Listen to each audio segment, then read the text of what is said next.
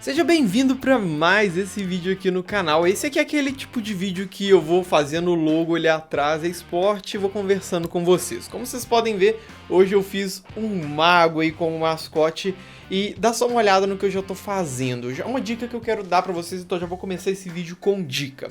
A dica é: abuse da referência e crie sempre uma pose dinâmica.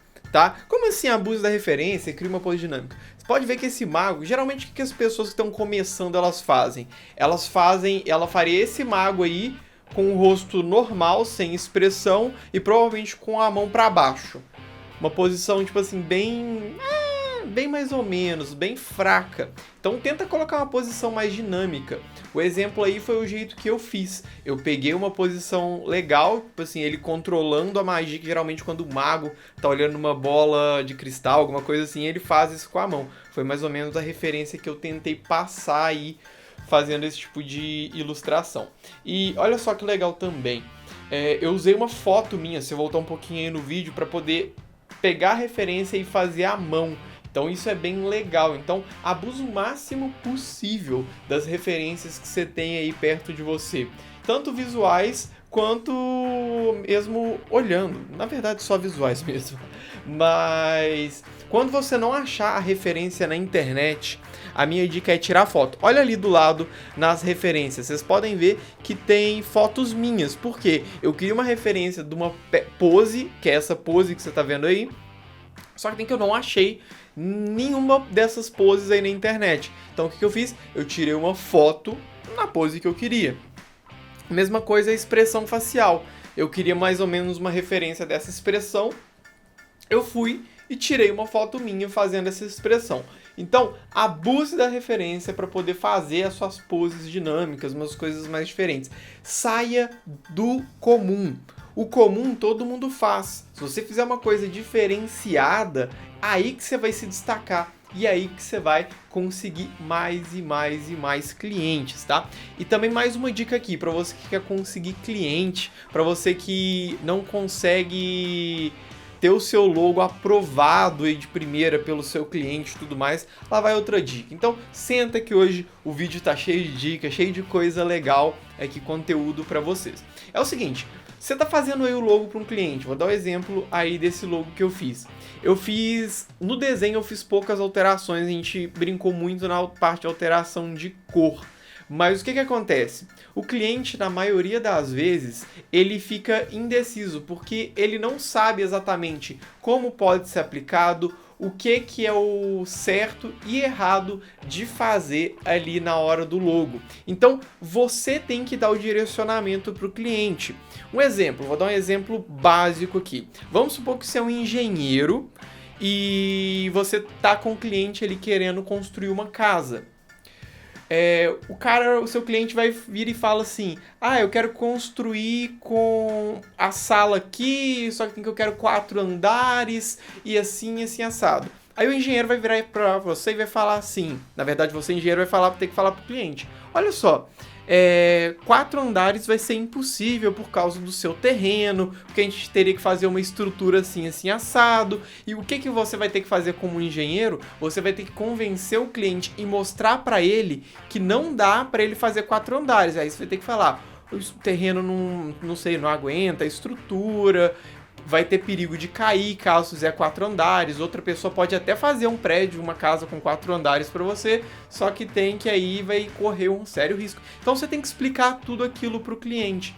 E muitas das vezes o cliente não aprova o seu desenho ou essas outras coisas de primeira, porque provavelmente ele não foi instruído corretamente e você não está se impondo como designer. Então a minha dica é: se o cliente não aprovou o desenho de primeira, tudo mais ali que você já estava tentando fazer, tenta explicar para ele por que você está fazendo aquilo, o conceito por trás de tudo aquilo que você fez. Então, o desenho tá assim porque vai ser melhor de aplicar. Pense se você for fazer um boné, uma camisa ou alguma outra coisa. Comece a dar exemplos para o cliente. Pegue alguma outra logo que você fez, que você gostou, e comece a mostrar. O cliente ele precisa ver a marca dele estampada em algum outro lugar, ele precisa imaginar o logo dele em outros lugares para ele ter uma noção de como que aquilo vai ficar e como que vai ser aplicado. No início eu tinha muita dificuldade com a aprovação.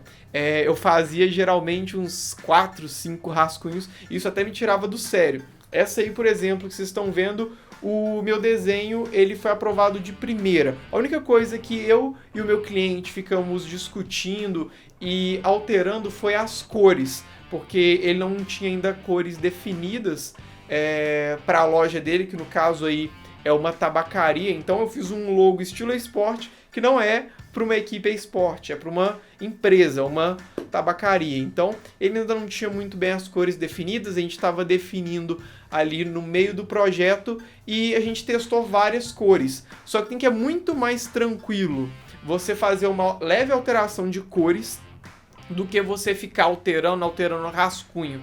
Porque as cores você dá 2 cliques ali e troca uma cor, dá 2 cliques aqui, troca outra cor. O rascunho já não é assim, você tem que apagar e fazer tudo de novo. Então, se você demorou 2 horas para fazer um rascunho, você vai demorar mais 2 horas para fazer outro, mais 2 horas para fazer outro. E quanto mais você alterar, mais tempo você vai gastar. No caso das cores ali, a gente, em 5 minutinhos, você já consegue fazer uma alteração completa das cores. Então, fica aí a dica para você. Se imponha como designer, mostre para o cliente o que ele precisa ver no logo para ele realmente entender porque você está fazendo daquele jeito, tá?